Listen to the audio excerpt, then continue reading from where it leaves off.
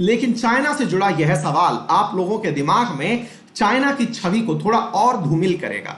हुआ क्या, देखिए इंटरनेशनल न्यूज जो होती है ये बहुत महत्वपूर्ण होती हैं। आप में से बहुत सारे विद्यार्थी ये सोचते होंगे कि हमें इंटरनेशनल क्यों पढ़ना। मैं फिर से बता दूं, याद करिए जनवरी में कभी मैंने आपको एक सवाल पढ़ाया था कि चाइना के प्रांत वुहान में एक वायरस पाया गया है जिसका नाम कोरोना है।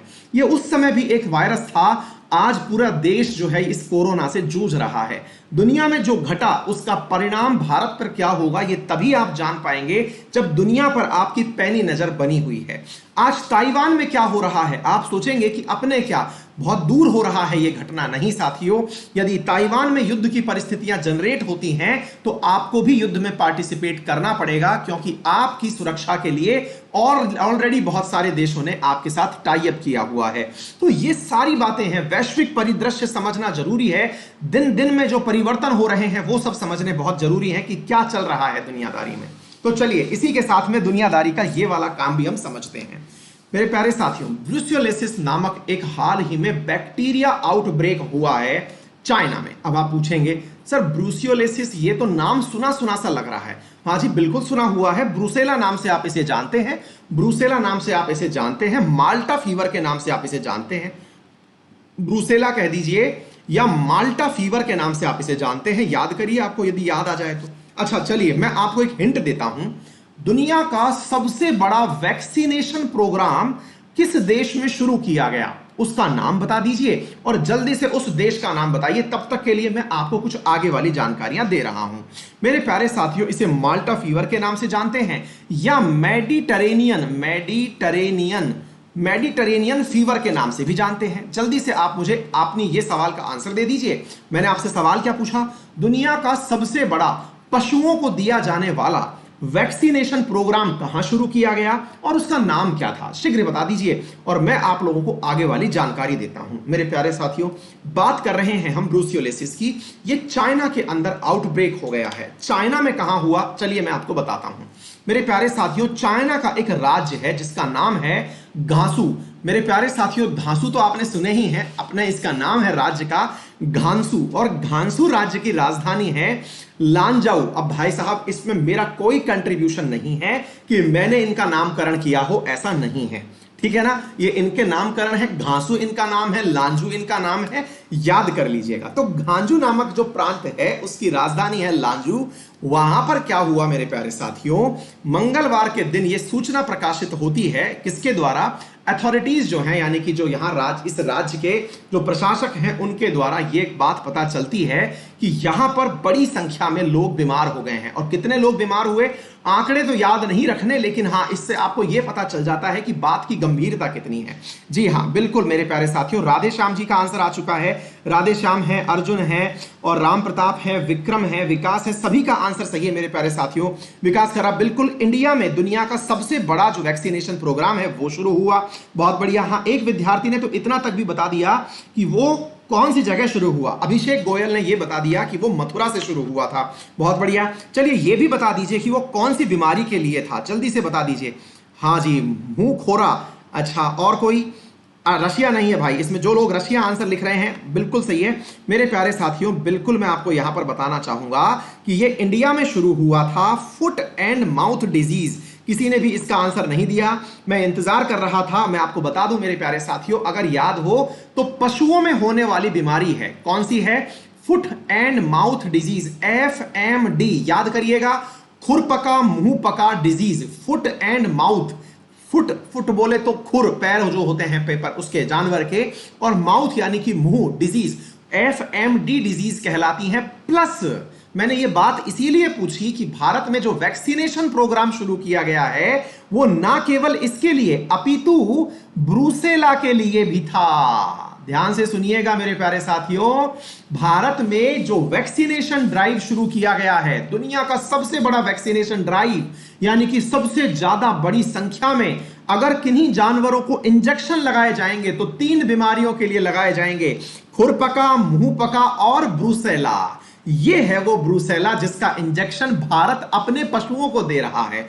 Point to be noted my Lord, मैंने आपसे क्या कहा, मैंने आपसे कहा कि यहां पर वैक्सीन दी जा रही है। क्या दी जा रही है बेटा, वैक्सीन दी जा रही है। अगर आपको यह बात समझ में आती है तो आपको यह भी समझ में आना चाहिए कि वैक्सीन कोई दवा नहीं होती। ध्यान से सुनिएगा। बोले क्या बात कर रहे हैं गुरुदेव, दो बातें अलग अलग हो गई है? तो हमने कहा बिल्कुल हो गई। चलिए हम आपको यहीं पर दिखा देते हैं। मेरे प्यारे साथियों, इलाज के लिए दो चीजों की आवश्यकता होती है। या तो आपको आवश्यकता होती है ड्रग की, जिसे आप दवा कहते हैं, या फिर आवश्यकता होती है वैक्सीन की। बोले इन दोनों में क्या अंतर होता है? बेटा ड्रग तो होती है वो एक रासायनिक पदार्थ जिसकी वजह से आपके शरीर में चाहे बैक्टीरिया हो या वायरस हो या कोई अन्य परजीवी हो, जिसके कारण बीमारी फैल रही है आपके शरीर में, उसकी ग्रोथ को रोक दे। फिर से सुनिएगा, ड्रग और वैक्सीन में क्या अंतर है? बहुत महत्वपूर्ण तरीके से यह अंतर समझ में आना चाहिए अगर आप थोड़ी भी जानकारी इसके बारे में रखते हैं। तो ड्रग क्या है बेटा? यदि आपके शरीर में कोई भी बीमारी घर कर रही है और वहां पर मालूम है कि यदि इस प्रकार का इंफेक्शन, लेट से मैंने आपसे यह कहा कि आपके शरीर में कोरोना का वायरस है। अब कोरोना का वायरस आपके शरीर में है तो वायरस की उपस्थिति बीमारी का कारण नहीं है। वायरस की मल्टीप्लिसिटी, यानी कि ये बहुत बड़ी संख्या में आपके शरीर में पहुंच जाए तो संभव है कि आपको इसके परिणाम दिखने लगे। तो ये मल्टीप्लिकेशंस में जब बढ़ने लगता है तो इसकी वृद्धि को रोकने के लिए दवाई दी जाती है। अगर याद हो तो आपको रेमडेसिविर और फेविपिरिविन, ये दो दवाओं के नाम याद होने चाहिए जो कहलाती हैं कि कोरोना की वृद्धि को रोकती हैं आपके शरीर में। तो ये दवाएं हैं जो कि वृद्धि रोकती हैं। अब सवाल बनता है वैक्सीन क्या होती है? मैंने कहा भाई वैक्सीन असल में जिस वायरस की वजह से आपको बीमारी होती है उस वायरस को पहले ही आपके शरीर में एंट्री करा दिया जाता है। फिर आप पूछेंगे इसका मतलब जानबूझ के बीमार किया जाता है क्या? मैंने कहा नहीं, उस वायरस को जीवित अवस्था में नहीं, अधमरी अवस्था में या मृत अवस्था में, या उसका जो मटेरियल है, न्यूक्लियर मटेरियल है, वो आपके शरीर में इंजेक्ट कर दिया जाता है या मुंह के माध्यम से, जैसे ओपीवी ओरल पोलियो वैक्सीन में होता है, आपके मुंह में डाल दिया जाता है। फिर वो क्या करता है, जब वो शरीर में आपके पहुंचता है मेरे प्यारे साथियों, वो वायरस जिसका भविष्य में आना संभव है, उस वायरस की उपस्थिति जैसे ही शरीर देखता है कम संख्या में, तो शरीर आक्रामक हो जाता है और शरीर में एंटीबॉडी का निर्माण प्रारंभ हो जाता है। बड़ी संख्या में शरीर में एंटीबॉडी बन जाते हैं। ये बने हुए एंटीबॉडी भविष्य में यदि जीवित वाला वायरस शरीर में आया तो ये सब एक बार में ही उस पर आक्रमण कर देंगे और ये एंटीबॉडी उस वायरस को खा जाएंगे, या बैक्टीरिया आ जाए उसे खा जाएंगे। तो कहने का अर्थ समझ में आ गया आप लोगों को? अच्छा एक बात और समझ लीजिएगा, एंटीबॉडी वायरस अथवा बैक्टीरिया दोनों के खिलाफ बनता है। ऐसा नहीं है मतलब हर किसी के खिलाफ, इवन ब्लड के खिलाफ भी, एंटीजेंस के खिलाफ भी एंटीबॉडी बनते हैं। समझ में आ गई बात? तो कहने का अर्थ यह हुआ कि वैक्सीन जो है वो तो बैक्टीरिया अथवा वायरस को जड़ से ही खत्म करती है, जबकि ड्रग उसे बढ़ने से रोकता है। इतनी बात क्लियर हो गई? मैंने आपसे क्या कहा, भारत में जो कार्य किया जा रहा है वो एफएमडी डिजीज और ब्रूसेला, इनका जो प्रसारण है वो रोकेगा, अर्थात ये इनका खात्मा कर देगा। यानी वैक्सीनेशन ड्राइव है, ये वैक्सीन लगाई जाएंगी। डन हो गया। अब यहीं से ये बात समझनी होगी।